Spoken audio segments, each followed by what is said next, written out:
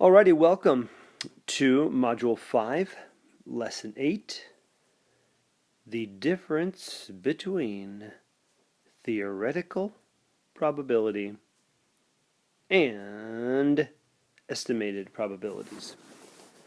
Okay, so we're going to talk about those two types of probabilities. A bit different, of course, theoretical, as we've talked about in the past. This idea of theoretical probabilities are what should happen or what can be expected to happen. Okay, this idea of should or be expected to happen is theory. Is the theory. This whole idea of that should happen. Okay, you toss a coin, you should get one half of the times heads and one half of the times tails. Okay, that's theoretical probability. Now, estimated probabilities. We'll talk more about these as the lesson progresses. But those are probabilities that that are derived from experimentation. And those are things that we have been doing in class. Okay. Alrighty, so here we go. Estimated probabilities. All right. So, did you ever watch the beginning of a Super Bowl game? I think many of us, well, most people my age, of course, would say yes. I'm not sure about you guys. And most of you boys probably, and a good chunk of you girls have, but I'm sure there's a few of you out there that have never. Well, like any football game or pretty much any game, whether professional or not, a coin is tossed, okay, and that coin toss, and these coins are not just any kind of regular coin. When they have the Super Bowl, there's these gigantic coins, probably minted for that game only, kind of thing. But anyway, a coin is tossed to determine which team gets to, kick off or receive.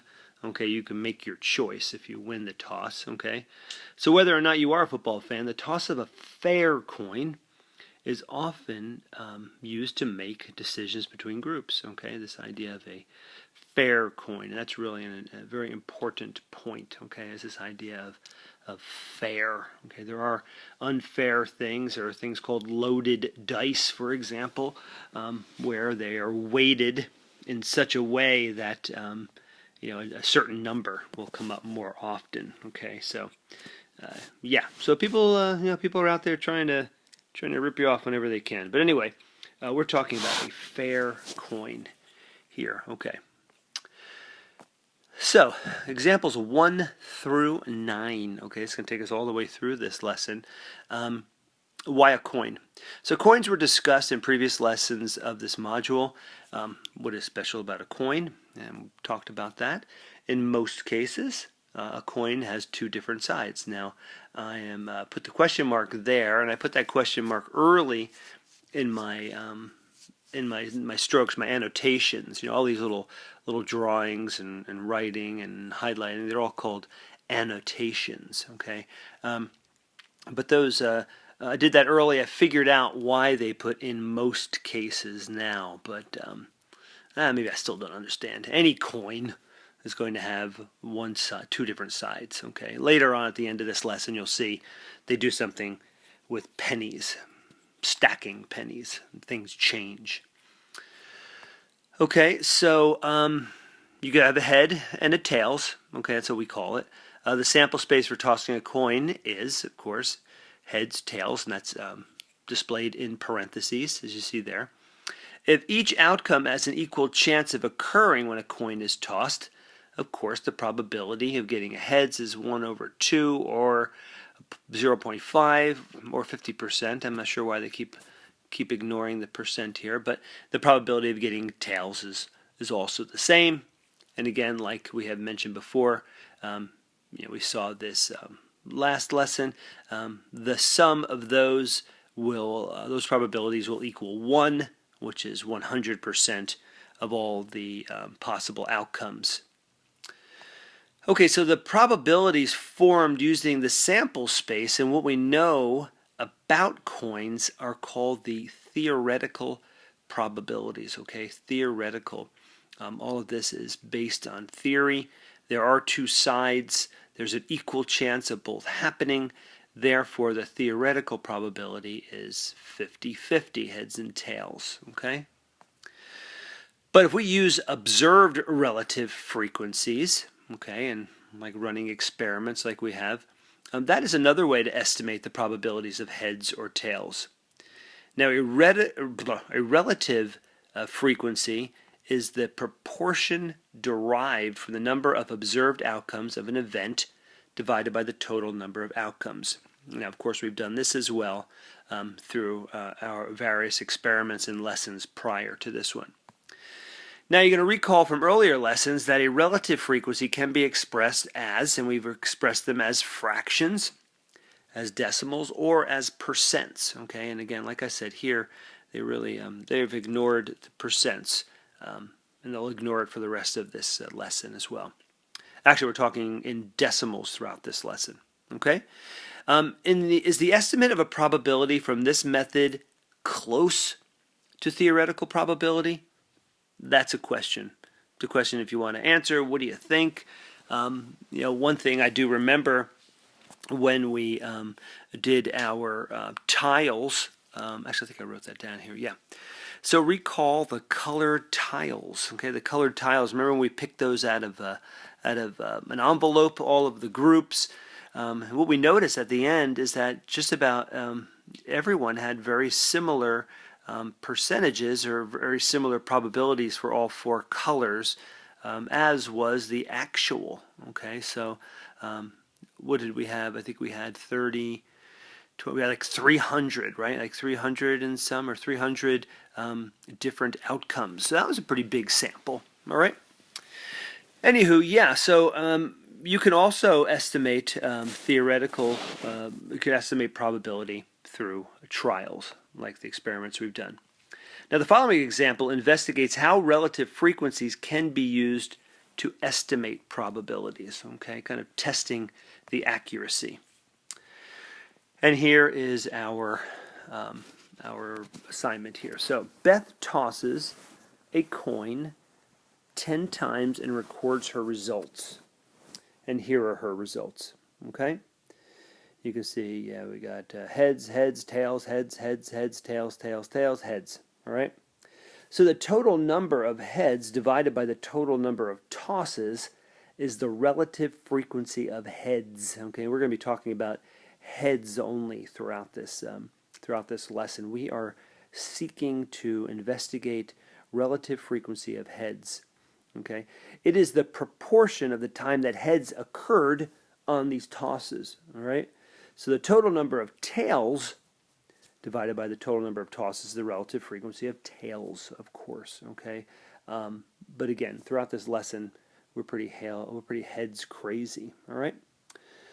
So here's Beth's example. So Beth started to compare the following. Started to complete the following table as a way to investigate the relative frequencies. So for each outcome, the total number of tosses increased. The total number of heads or tails observed so far depends on the outcome of the current toss. Okay, complete this table for the 10 tosses recorded above. Okay, so those tosses that Beth completed, all right, you need to go ahead and use those to fill this in. So let's just talk about what they did here. So here's toss number 1. It was a heads. Total number of heads so far, and again, we're fixated on heads. Okay, this is all about heads. Heads is 1, and then the relative frequency of heads so far. Okay, so far, all right, to the nearest hundredth. We're working in the hundredth place. Well, I mean, at this point, it's 1 over 1 or 1. Okay, because there was 1 toss, there was 1 heads. Tails, 0. I guess we aren't fixated on heads yet. We are doing tails as well. So here's tails. There's 0. Therefore, relative frequency of tails so far is 0. So this is not a reliable place to stop if we're going to go ahead and predict or estimate relative frequency or probability. 1 toss is not going to do the trick at all. Okay, and you can see what happens with 2. Second toss. Another heads, Okay, 2 heads out of 2, still 100% or probability of 1. No probability of 0 for tails. And okay, so you can see how that moves. And hopefully you see, well, let's just go here. Now it adjusts a little bit. You can see toss 3 is the tails. Now there are heads. There's still 2 heads. But now this changes here. I can't keep it at 2/2. It's actually now 2 out of 3. So now it's changed. It's gone down from a probability of 1 down to a probability of 0.67. And now heads has actually gone up. Its relative frequency to 1 out of 3, which is 0.33 a probability, okay, or a relative frequency is which we're really looking at right now. But you can see every time we go on the 4th toss, of course, you can remember that our denominator is going to be 4 here. Okay, so that denominator is going to continually change, as the numerator will change if it needs to. Okay, so what I'm going to have you do is go ahead and pause and continue this, and just go ahead and finish up and complete this entire table, and come on back and we'll see how you did. Okay, so let's see how you did here. Okay, so another heads changes it. Now we have heads is 3 out of 4 right up to 0.75 and 0.25 on the tail side. Okay, and again you can see every time we go across here we have it's all equal to 1. Okay, so 1 right here, 1 plus 0 equals 1. 2 plus 0, and then 0, and then 2 divided by 2, of course, is 1. 2 out of 3, 2/3 and 1/3 also equals 1 whole.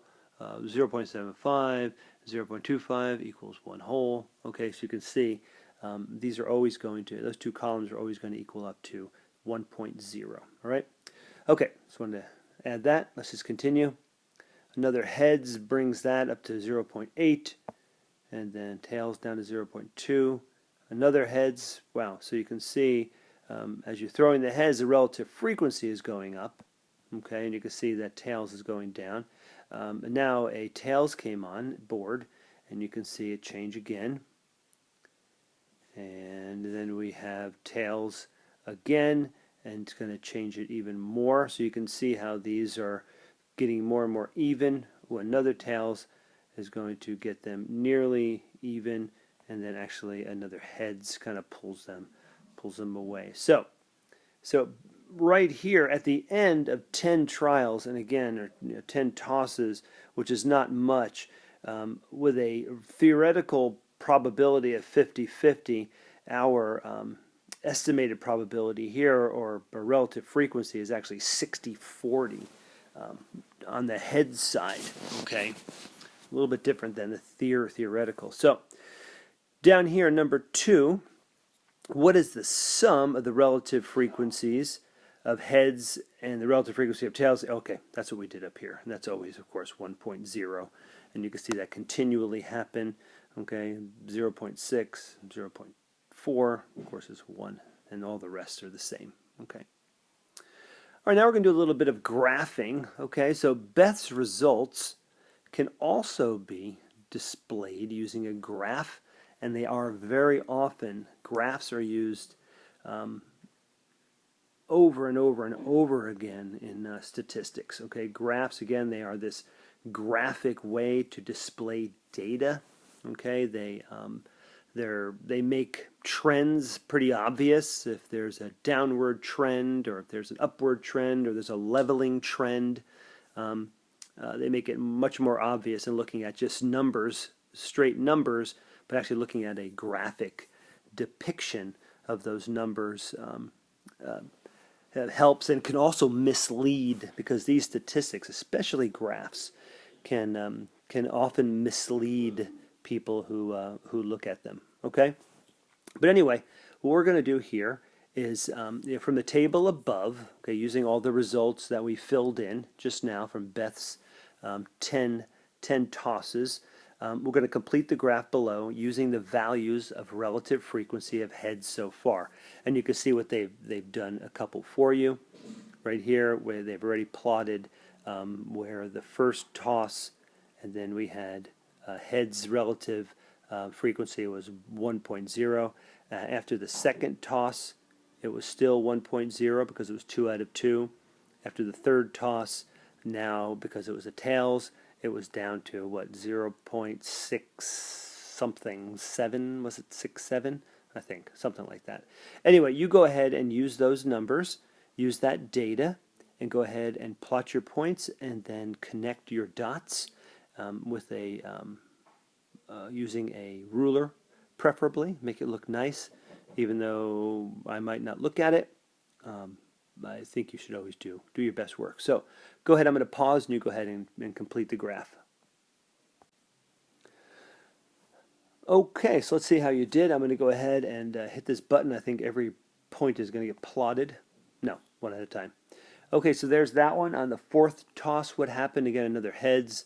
And you can tell, I mean, I don't even have to tell you what's happening. If I see that those dots rising, I know that heads are being tossed, okay? Because the relative frequency is going up over here, and you can see that, okay? So next one, whoop, must be a tails. Another tails. Another tails. Oh, and finish off with a heads. Okay, and then if we go ahead and draw our line, our graph is going to look something like that. Okay, so if your graph looks something like that, that is good, okay, because that means you have plotted your data correctly. Okay, and again, graphs are something you're going to see more and more often as you move through algebra, so get used to them and become friends with them. All right. Okay, so I mean, if you look at this graph, you can see a leveling off, you know, of the relative frequency. It all was pretty high right here, relative frequency for heads. Took a big drop right here, and that just took one toss to bring it down that far. But then, as you can see, kind of leveling off right there. Okay, so as we move on here, number 4, now Beth continued to continued tossing coins and recording the results for a total of 40 tosses, okay?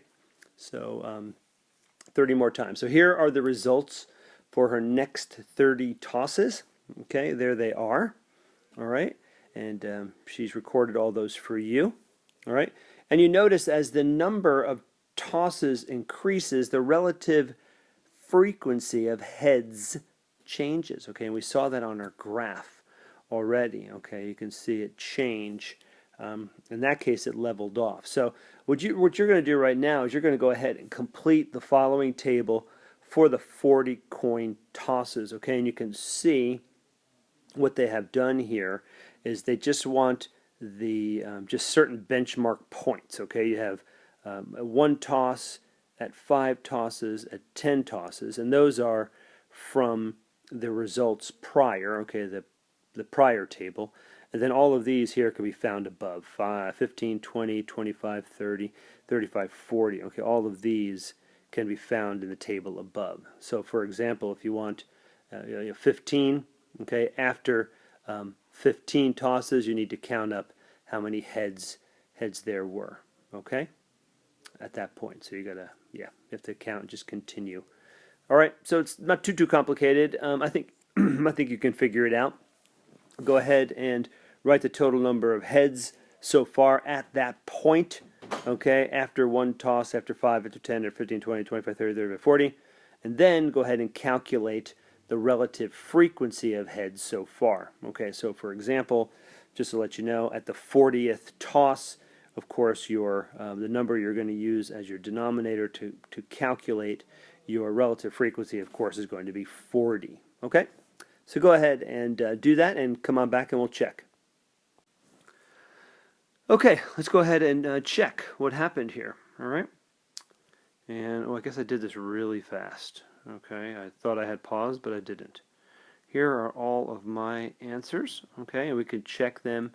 Check yours against these. All right, and again, these are a couple things we saw already. Was the 1 After one toss, there was one head, and that's a relative frequency of 1.0 or 1.00, so we're going to the nearest hundredth, 1.00. At 5, we had 4, still a very high relative frequency, 0.80. At 6, you could see now we had some, we're going down, 0.60 relative frequency is dropping, and at the 15th, toss, it fell even more. After the 20th toss, it actually went up a bit. I think we were a couple up to the 20th toss. Look, we had quite a few heads up here. Look at that, we had 3 between 15 and 20, which brought that relative frequency up, but not all that much, okay, because we're talking about 20 tosses now. After the 25th toss, 13 brought it down a bit. After the 30th toss, it went down to 0.47. After the 35th, up a little bit. After the 40th, down a teeny bit. And you can see these moves are actually quite small here in percentage terms. Okay, we're talking about hundredths of only talking in hundredths here, not in tenths any longer. As you get more and more tosses, okay, it becomes harder and harder to change that relative frequency. And if you look at it, it kind of makes sense if you're tossing a coin. Okay, all of these here, actually, all the way from after 15 all the way down to after 40, you're really close, very close to 0.50 or 50%. Okay, all right, which seems to make very good sense, tossing a coin. Okay, so from the table above, again, getting used to using graphs to graphically depict your data. You're going to complete this graph below using the relative frequency of heads so far for the total number of tosses at 1, 5, 10, 15, 20, 25, 30, 35, and 40 tosses. Okay, so go ahead and complete that graph. Let's see what you can do. We're not going to start you off. Just see what you can do yourself. Go ahead, good luck, have fun, and yeah, just see if you notice any trends, and if you can see those trends actually more clearly when you create a graph. Okay, so let's start plotting these points. There's after our first toss, remember we're at 1.0. After 5 tosses, we're at 0.8. 10 tosses, we were at 0.6 or thereabouts. 15 tosses, we were 0.55 or something like that. I don't know exactly. I think at 20 tosses went up to like 0.56, and down a little bit after 25, and you can really see right here what is happening. Very clear. You can see after a very kind of a skewed first results. Of course, you throw one head at a 100%. Okay, it starts up there, but you can see very clearly as we draw our line how it starts to level off. And if you notice where it is leveling off, right at that 50% mark. Okay, you can really see that very clearly. And this is after only 40 coin tosses. Okay, so that's, and again, this is all hypothetical data by a girl named hypothetical person named Beth. All right, anyway, there you go. So they asked the question here, what do you notice about the changes in relative frequency of the number of heads so far as the number of tosses increases? You could write whatever you want to write in there. I think you have a good idea. We talked about it leveling off. Okay, as the number increases, the relative frequency of heads tends to level off. And again, we're not sure what this would look like. It could be it could start to go up to 100. Who knows? I mean, it's all chance anyway. I mean, it could tend to maybe rise and then fall again. Who knows? Okay, most likely not.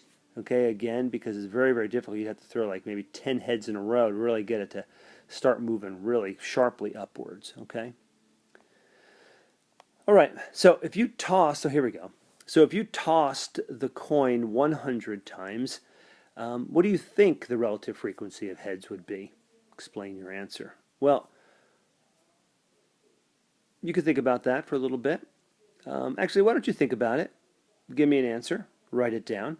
All right, and number 8 as well. Okay, and come back and we can discuss it. But I'd like you to actually get used to writing something down, okay, a little explanation, because they want you to explain your answers in both of these scenarios here, okay? And again, number 8 says, based on the graph and relative frequencies, what would you estimate the probability of getting a heads to be? Okay, and explain your answer, all right? So yeah, go ahead and do that, jot some things down, and I'll come back and with something of my own. Okay, so as far as number 7, here's what I wrote. I wrote that I would, I would think about 0.50 thereabouts. And because after 40 trials, it was already basing there, so I think that that will continue. That trend will continue.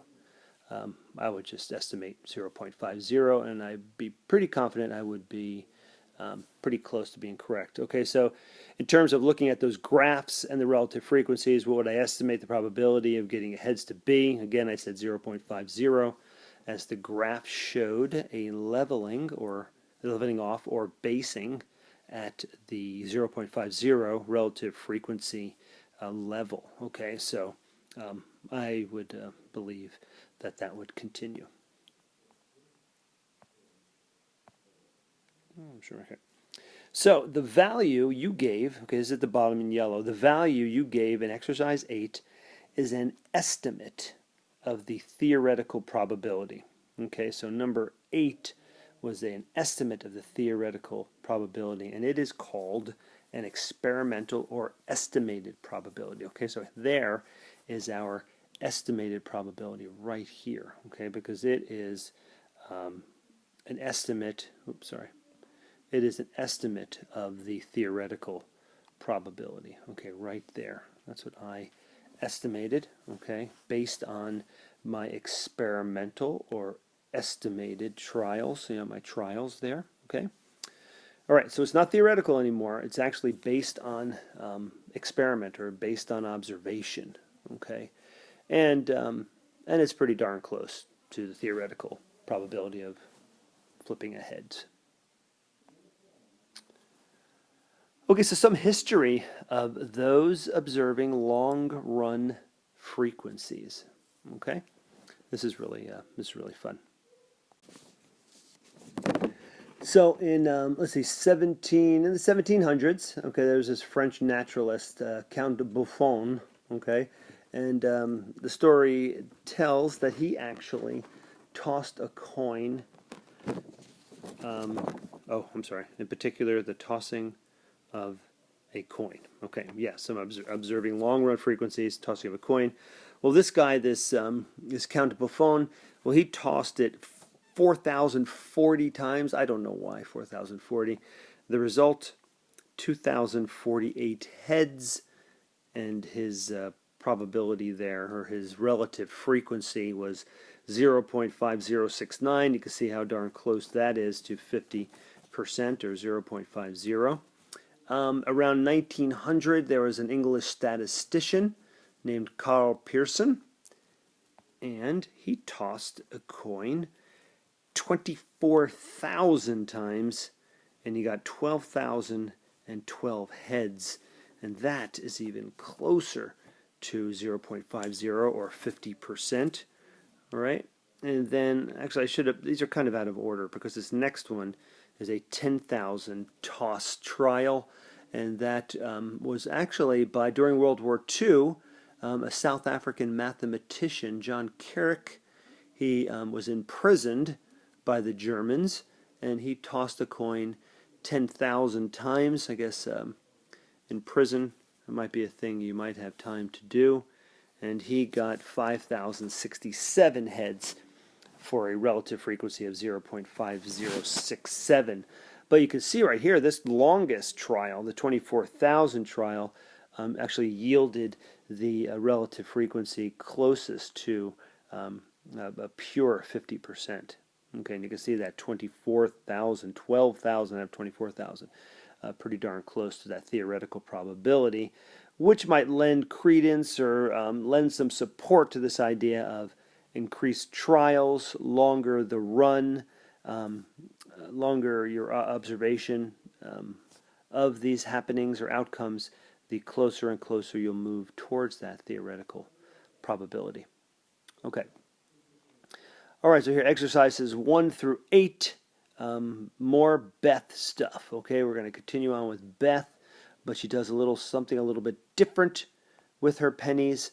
Okay, now she gets 9 more pennies, so she has a total of 10. She securely tapes them all together to form a small stack. And that stack, the top penny of her stack showed heads, and the bottom penny showed tails. All right, and that probably looked a little, well, hold on a second, I have a little picture of a stack of pennies. But anyway, if Beth tosses the stack, what outcomes could she observe? Okay, we know 1 penny is going to get you a heads and a tails. Okay, 2 different outcomes. Here is that stack of pennies, let's say. Okay, a stack of 10 pennies. Can you imagine right now what those possibilities would be? So why don't you go ahead and think about it a bit, or if you've thought about it already, if you want to pause, go ahead and pause and think about it a bit, and come on back when you have an idea of what you think these outcomes she could observe. Are they the same, a heads and a tails, or is there some other outcome that's possible? Okay, well, if you thought about it like I did, there'd be a new outcome would arise, as the stack could land on its side. Okay, could land on its side. All right. So now Beth, she wanted. Okay, so now we have a our sample here set here as heads, tails, or side. Okay, heads, tails, or side. Okay, we can put that in parentheses actually. All right. Yeah, so Beth wanted to determine the probability of getting a heads when she tosses the stack. Do you think the probability is the same as the probability of getting heads with just 1 coin? Okay, and explain your answer. All right. Well, if we have this universe of possibilities here as now heads, tails, and side, well, it's going to change quite a bit. Okay, it's going to change a bit. The probability of getting a heads, of course, would change, as there are now 3 possible outcomes. Okay, so what would that probability be? Of course, you would know it would be 1 out of 3. Okay, or 0.33 would be that probability. Okay. All right, so now I'm going to enlist you to do something, and please do it. It was a lot of fun for me. I had a lot of fun with this activity. We all have some pennies stashed somewhere. We have a little change jar, which I've noticed is actually getting dipped into more and more these days. My son out there buying himself some drinks at the Shell down the street, or a slushy or something. Anyway. Yeah, so go ahead. So you're going to make a sturdy stack of 10 pennies, in which one end of the stack has a penny showing heads and the other end tails. Okay, so you're going to stack these pennies together, 10 of them. Just make sure one is showing heads on the top or whatever, and then one on the other side, other end, is showing tails. Okay, so make sure those pennies are excuse me, are stacked or taped securely. Okay, or you may have a mess when you toss the stack. Okay, toss the stack to observe the possible outcomes, and again, they're going to ask some questions here. What is the sample space for tossing the stack of 10 pennies taped together? Well, that would be this here, this sample space right here, or HTS, heads, tails, or side.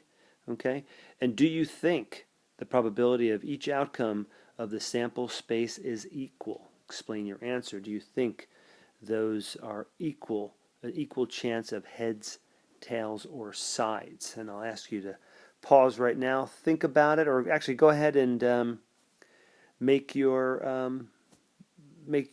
stack of pennies and come on back. Pause, make your stack, come on back and answer this question, and then we'll start. Okay, so here's what I thought. Well, here's my stack of pennies, as you can see right there. Okay, my stack of 10 pennies. See, it's showing heads on top. I don't know if you can actually see that, but the tails is showing on the bottom. Again, like I said, it was I had a lot of fun. Anyway, the idea of do you think the probability of each outcome of the sample space is equal? I said no, I didn't think so. Just because I thought there would be a tendency of the side. I was thinking about the cup. I don't know if you remember we tossed that cup, and boy oh boy, it ended up on its side more often than on its head or its tail, okay, or top or bottom. So I was thinking about that, and I thought the frequency, the relative frequency, or the probability of the side outcome would be greater. Okay. Anyway, I went ahead and flipped it 10 times. Okay, I tossed it 10 times, and here's what I got.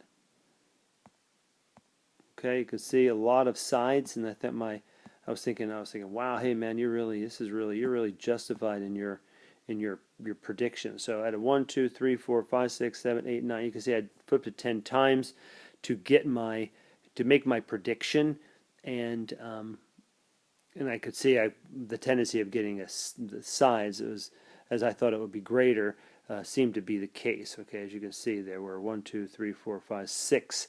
Oh, sorry, 7 out of the 10 were sides, and then 3 out of the 10 were heads, and I didn't flip a tail. Okay, that entire time. All right, but things did change a bit. Okay, and here, record the results of 10 tosses. All right, so I went ahead and did that. Okay, I did my 10 tosses, those 10 first tosses. All right, and I would like you to go ahead and do the same. So go ahead, if you haven't yet, go ahead and flip your stack 10 times. Be careful. I used clear tape. I used a clear Scotch tape. There was a point where it started to rip on the side, so I went and just patched it up a little bit because they will fall apart. All right, so go ahead and do that. Flip it 10 times, record your results, and then go ahead and record your relative frequency of your heads so far. So each separate time, based on, for example, here, if you see my result here was side, relative frequency of heads right here is 0.00, okay, because I hadn't yet flipped a heads, okay. The same here, 0.00, all right, and so on, okay? So you can see, because that's going to be, this was 0 out of 1, this was 0 out of 2, and you can see what's happening over here. This is 1 out of 3, and of course I think you have an idea of what that relative frequency as a decimal is. So go ahead and do that. Flip the coin 10 times, record your results, and then record the relative frequency of heads so far on the on below each one. Okay, go ahead and do that, and come on back. Okay, so I'm just going to show you mine, and then of course yours is different. I hope you did it yourself because it's just a lot more fun to do. And like I said, flipping that stack was a blast. Anyway, if we go ahead and look at all of these, you can see that relative frequency of heads so far go through lots and lots of changes for me. Again, yours are not going to match mine necessarily. If they did, I'd be quite amazed. But you can see how they, it starts real low right here at 0, 0 up to 33, down to 25. Oh, down again to 20, down again to 17, down again to, I'm talking in percents now, 14%. 12.5%, but now I move up. It only takes, look at that. Now that's quite a drastic. Now we're only talking about, the ninth toss right here. So you can see it goes from 0.125, 12.5% up to 22%, a whole 10% difference in one flip, and then again up another 8%. So it ends up that heads probability or heads relative frequency was 0.30, okay, which is would be 1 out of 3, just about, okay? But this next question, and again, these are all going to be different for you, okay? So different for you. So a lot of these answers are going to be different for all of us, okay? Just you can base all of your work on what I'm doing, okay? Yeah, so anyway, based on the value of the relative frequency of heads so far, okay, what would you estimate the probability of getting heads to be? Now, I would not think that heads, I still think side, because look at all these sides, okay? All these sides, there's a lot of them, okay? And I don't really think that heads is going to maintain that 0.30, okay? I'm going to, I want to say in the 20s maybe, okay? I'm going to say 0.2, I'm thinking 2, 4, 5, I don't know, maybe 5, okay? 0.25 would be my estimate, all right? Okay, let's see how close I come here. All right, now we're going to go ahead and toss the stack of pennies another 20 times. Okay, and then we're going to complete that table, the following table. Okay, just toss and record, toss and record, toss and record, all the way until you get up to 30 tosses. Go ahead and do number 6. Go ahead and summarize the relative frequency of heads so far by completing the table at all those different points. 1 toss, 5, 10, 15, 20, 25, 30. Okay, exactly the same as we did with all of those pre-plugged in results from Beth early on in the lesson. Okay, we're doing actually pretty much the same exact thing. Okay, and hopefully you guys are doing this yourself, but if not, you could watch my results. Okay, so I'm going to pause. You go ahead and do that, and come on back. Okay, so let's take a look at my results here. And again, your results will be different. If they're not and they're exactly the same, we need to buy a lottery ticket together, okay? So here we go. Here are my tosses. Heads, tails, side, heads, heads, side, side, side, tails, heads, heads, heads, tails, tails, side, side, heads, side, tail, tail, tails. All right, you can see very, very different looking than the first go around, the first 10. There's no string of 10 here that looks at all like the first string of 10 I flipped, okay? So if I go ahead and I'm going to go ahead and summarize down here. At 1 was 0.00. We saw that already. We also saw at 5 it had gone up to 0.20, okay, because it was 1 out of 5. Then I had 3 out of 10 at the end, remember, and I had 30 or 0.30 or 30% was my relative frequency. It even went up even further. You can see that the 5 here, those next 5 I flipped. Look at 3 out of those 5 heads. That gave me a big boost, another 10% boost up to 40%. After 20, now another 5 flips, and I only got 1 more, and that brought me down 5% down to 0.35. 9 heads out of 25 gets me a relative frequency of 0.36. And I'm a little bit nervous now because I didn't think I could maintain that 30% rate. But as you'll notice, look at that. After 30 tosses and 10 heads means I ended up exactly back where I ended up after 10. Something I would not have predicted, but again, this is all a game of chance when you're flipping coins, and especially when you're flipping coins that aren't necessarily fair, like the stack.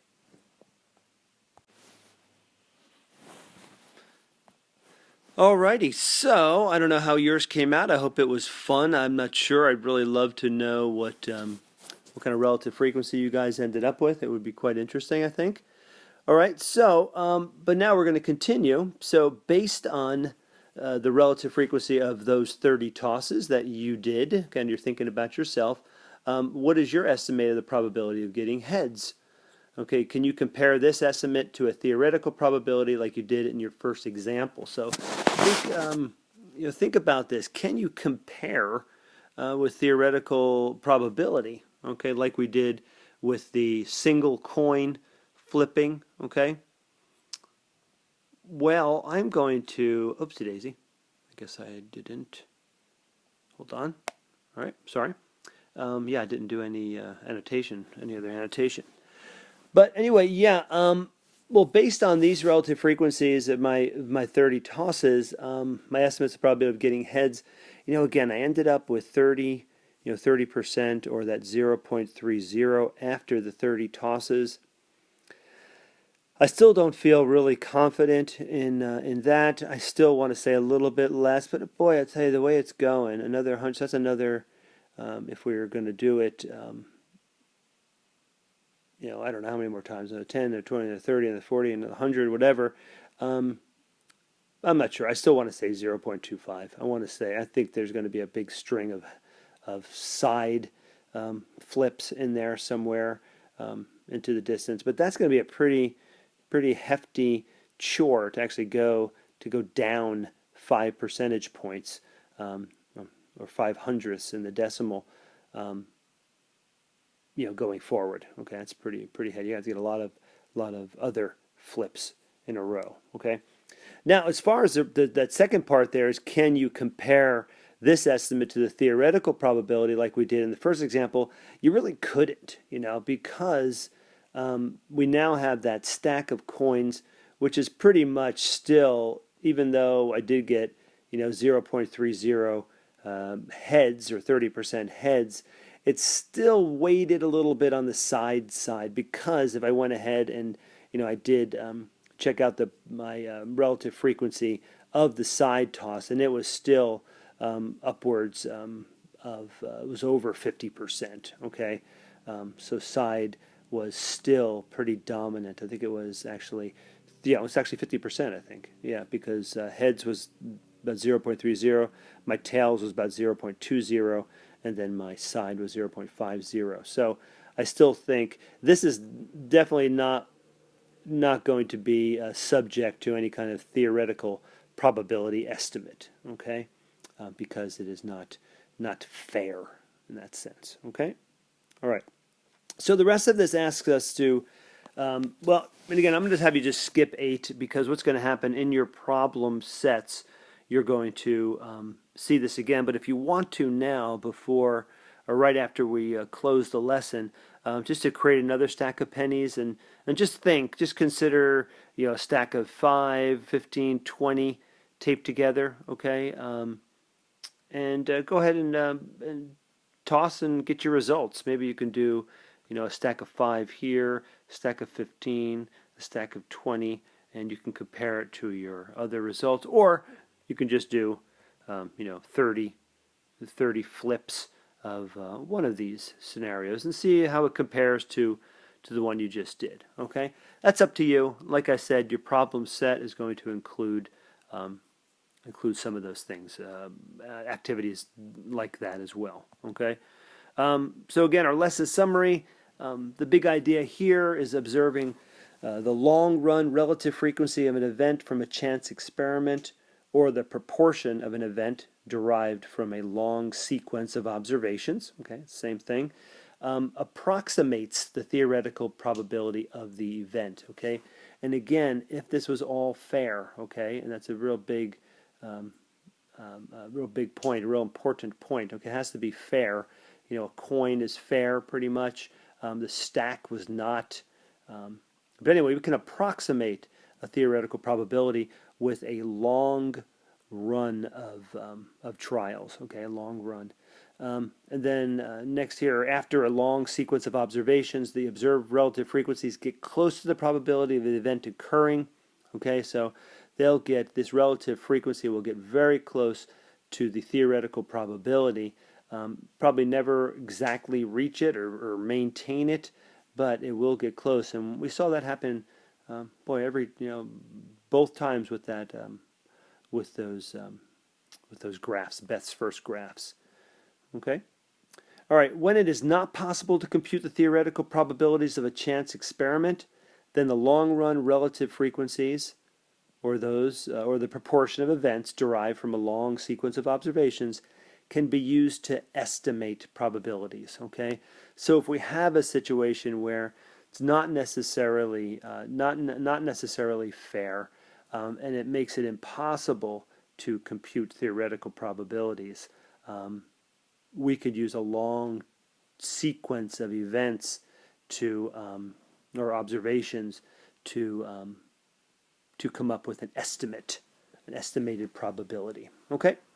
Anyway, yeah, went a little longer this time, 50 minutes, still not so bad. I hope you enjoyed this. I hope you have great success on your problem set, and see you next time around.